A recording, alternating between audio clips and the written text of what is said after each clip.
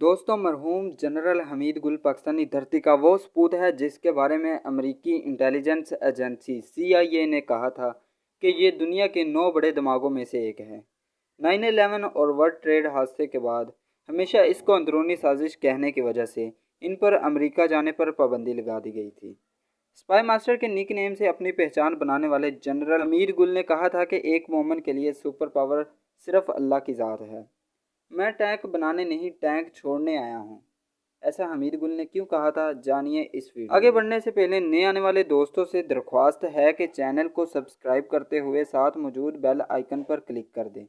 नेज़ हमारी हौसला अफजाई के लिए वीडियो को लाइक भी कीजिए। मौजू का आगाज़ करते हैं। दोस्तों, जनरल हमीद गुल 20 नवंबर 1936 को सरगोदा में एक यूसुफजई घराने में पैदा हुए।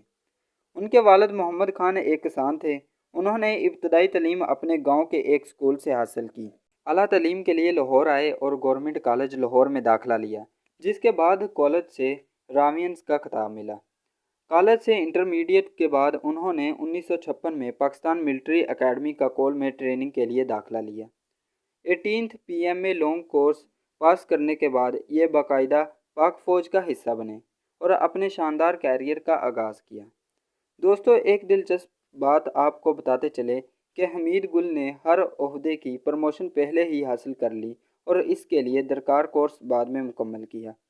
ये पाक फ़ौज के सबसे कम उम्र लेफ्टिनेंट जनरल होने का एजाज़ भी रखते हैं। पाक फ़ौज में भर्ती होने के बाद उनका सबसे पहला बड़ा इम्तहान 1965 की जंग था, जिसमें उनको सियालकोट की हिफाजत करना था और ये टैंक कमांडर भी थे।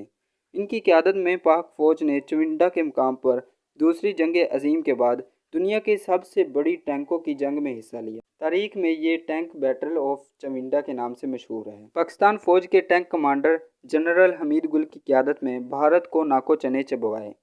सैकड़ों जवानों ने अपनी जान का नजराना पेश करते हुए न सिर्फ अपने इलाके का दफा किया बल्कि दुश्मन को इबरतनाक शिकस्त भी दी। इस जंग में भारत का सबसे बड़ा और बेहतरीन टैंक ब्लैक एलिफेंट भी कब्जे में ले लिया गया, जो आज भी चुनिंदा में मौजूद है। दोस्तों, जनरल हमीद गुल अपनी जहानत और बहादुरी से प्रमोट होते रहे। ये 1972 में बैटलियन कमांडर के रैंक पर प्रमोट हुए।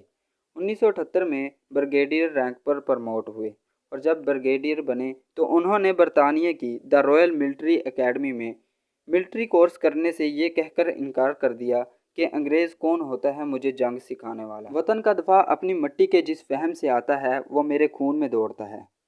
और जब ज़ियाउल हक सदर पाकिस्तान बने तो उन्होंने जनरल हमीद गुल की सलाहियतों को देखते हुए उन्हें डायरेक्टली अपनी कोर में शामिल कर लिया।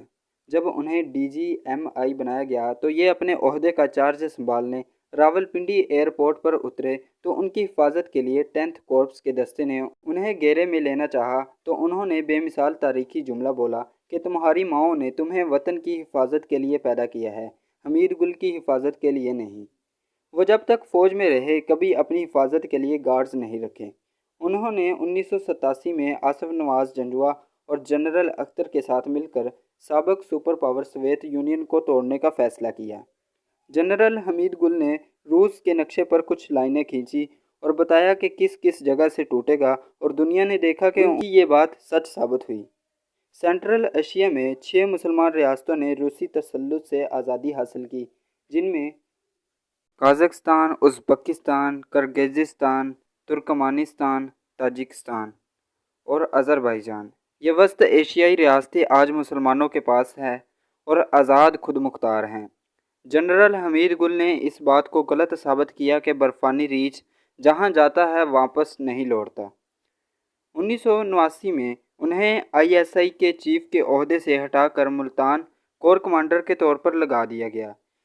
इस दौर में उन्होंने पाकिस्तान की सबसे बड़ी फ़ौजी मशक़ें ज़रब-ए मोमिन कामयाबी से करवाई, जो भारत के लिए खुला पैगाम था। उसके बाद जनरल हमीद गुल को आर्मी चीफ बनाने की बजाय हैवी इंडस्ट्रीज़ टेक्सला में तैनात किया गया तो उन्होंने ये कहकर फ़ौज को छोड़ दिया कि मैं टैंक चलाने के लिए बना हूँ, टैंक बनाने के लिए नहीं। उन्होंने लोगों के समझाने पर यह भी कहा कि एक मैदान का सिपाही एक फैक्ट्री का मैनेजर नहीं बन सकता। यूँ 1992 में ये मैदान का सिपाही रिटायर हो गया। इसके बाद ये मीडिया में हर वक्त हाईलाइट रहते। ان کی آواز امریکہ، اسرائیل اور بھارت کو بہت کھٹکتی تھی، جبکہ مذہبی ملکوں میں ان کو اچھی نظر سے دیکھا جاتا تھا۔ یہی وجہ ہے کہ آج بھی دشمن ممالک انہیں افغان مجاہدین کا گوڈ فادر کہتے ہیں۔ جنرل حمید گل کو پاکستان کے سب سے بڑے اعزازات ستارہ بصالت اور ہلالی امتیاز سے بھی نوازا گیا، جو بہت ہی کم فوجی افسران کو ملتے ہیں۔ جب حمید گل DGSI تھے تو امریکن ایمبیسیڈر ان سے ملاقات کے لیے ان کے دفتر کے باہر انتظار کرتے تھے، تو جنرل حمید گل جان بوجھ کر انتظار کرواتے تھے تاکہ انہیں اپنی اوقات معلوم ہو۔ جب کوئی امریکی سفیر ان کو غلط کام کرنے کا کہتا تو ان کا جواب یہ ہوتا کہ میں پاک فوج کا افسر ہوں، امریکی فوج کا نہیں، اور اگر تم میرے سینئر کا بھی آرڈر لے آؤ تو میں یہ کام کرنے کے بجائے استعفیٰ دے کر گھر چلا جاؤں گا۔ 9/11 میں ورلڈ ٹریڈ سینٹر کی تباہی کو ہمیشہ یہ امریکی خفیہ اداروں کی انسائیڈ جاب کہا کرتے تھے، اور ایک جملہ کئی سالوں تک دہراتے رہے کہ 9/11 ایک بہانہ ہے، افغانستان ٹھکانہ ہے اور پاکستان اصل نشانہ ہے، اور یہ ان کی بات 101% درست ثابت ہوئی۔ دوستو، جنرل حمید گل نے اپنی موت سے پہلے 2014 میں دنیا ٹی وی کے پروگرام مذاکرات میں انہوں نے ایک جملہ بولا کہ ISI امریکہ کی مدد سے افغانستان میں امریکہ کو ہی شکست دے گا، اور یہ بات بھی درست ثابت ہوئی۔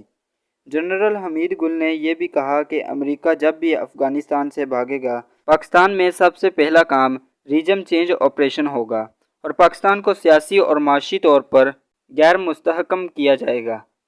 آپ دیکھ سکتے ہیں کہ یہ بات بھی درست ثابت ہوئی، اور آج وطن عزیز جس حالت میں ہے، اس بات کا منہ بولتا ثبوت ہے۔ حمید گل چاہتے تھے کہ پاکستان میں اسلامی قانون لاگو ہونے چاہیے، اور نوجوانوں کو قائد اعظم کی 1 جولائی 1948 کی آخری تقریر سننے کو کہتے ہیں۔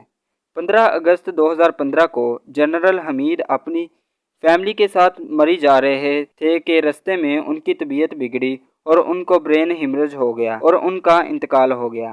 ان کی وفات پر جہاں پاکستان میں سوگ منایا گیا، وہی دشمن ممالک میں ان کی موت کی خوشیاں منائی گئی۔ بھارتی صحافی گوتم شرما نے کہا، حمید گل بھارت کی راہ میں بہت بڑی رکاوٹ تھے۔ بھارتی پنجاب میں خالصتان کی تاریخ اور کشمیر میں جہاد انہوں نے ہی شروع کروایا تھا، جس کی وجہ سے بھارت کی نیند بھی اڑ گئی تھی۔ اللہ تعالیٰ سے دعا ہے کہ جنرل حمید گل کی کامل مغفرت فرمائے اور ان کی اگلی منازل آسان فرمائے، آمین۔ حمید گل کے لیے ویڈیو کو ایک لائک تو بنتا ہے۔